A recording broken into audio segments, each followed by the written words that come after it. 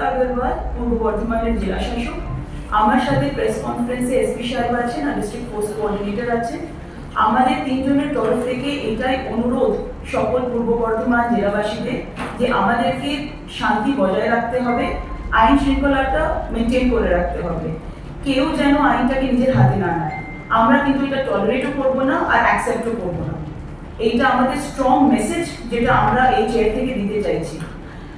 আবার বলছি, কোনো টাইপের ল অ্যান্ড অর্ডার আমরা কিন্তু অ্যাকসেপ্ট করবো না। আর একটা জিনিস যেটা আমি পার্সোনালি ফিল করি, আর আমি শুধু পার্সোনালি না, আমি জানি সবাই আমরা ফিল করি, রং ইজ রং। তার কোনো জাত হয় না, তার কোনো কালার হয় না, তার কোনো রূপ হয় না, তার কোনো রিলিজন হয় না। যে ভুল করছে সে কিন্তু সাবধান হয়ে যায়। আমরা অ্যাকসেপ্ট করব না, এটা আমাদের তরফ থেকে বক্তব্য। এবার আমি এসপি সাহেবকে রিকোয়েস্ট করব উনি যদি কিছু বলেন। প্রেস ব্রিফটা ডাকা হচ্ছে।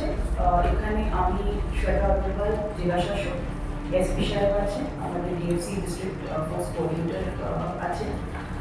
এই প্রেস ব্রিফের মাধ্যমে, এই কনফারেন্সের মাধ্যমে আমরা যেন না নেওয়া হয়, ল অ্যান্ড অর্ডারটা মেনটেন থাকে, শান্তি আমাদের জেলায় বজায় রাখতে হবে। এটা আমাদের সকলের জন্য রেসপন্সিবিলিটি আছে। ভোট শেষ হয়ে গেছে, রেজাল্টস আউট হয়ে গেছে, কিন্তু সাধারণ মানুষ যেন অ্যাফেক্টেড না হয়, সাধারণ মানুষ যেন ওরা ক্ষতিগ্রস্ত না হয়, এইটাই আমাদের আপিল আছে। আর এই কনফারেন্সের মাধ্যমে আমরা এটাই করতে চাইছি যে, এটা অ্যাকচুয়ালি আপিল করতে চাইছি আমরা সকলের কাছে যে প্লিজ ল অ্যান্ড অর্ডারটা আমাদের যেন মেনটেন থাকে, কেউ আইনকে নিজের হাতে নেবে না। আমরা একটা স্ট্রং মেসেজ দিতে চাইছি that if anything of this sort is happening, it will be dealt with very strongly.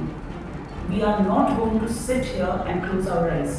We are not going to turn a blind eye to this. This is unacceptable. This is a strong message from the three of us. Any sort of a law and order situation will not be accepted, will not be tolerated. এই মেসেজটা আপনাদের মাধ্যমে আমরা এই জেলার কোনায় কোনায় পৌঁছে দিতে চাইছি।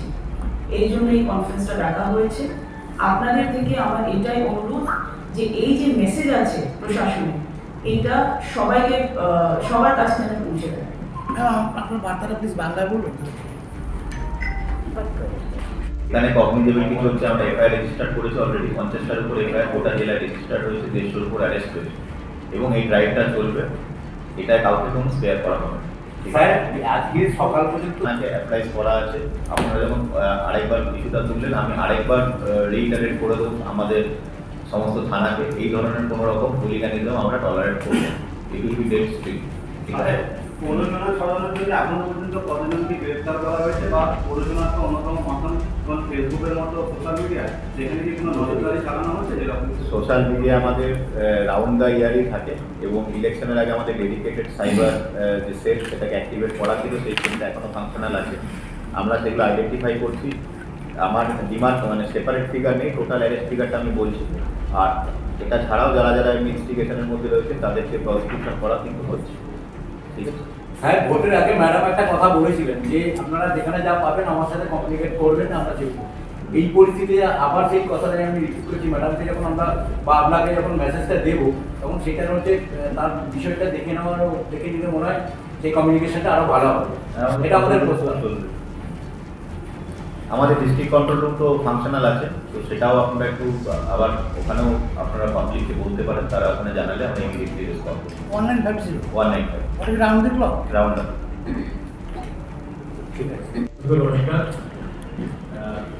मैडम ने और एसपी साहब ने सब कुछ आपको बता ही दिया है, और जिले में हर एक जगह पर फोर्स डिप्लॉय है। हम लोग प्रशासन और पुलिस के साथ मिलकर काम कर रहे हैं।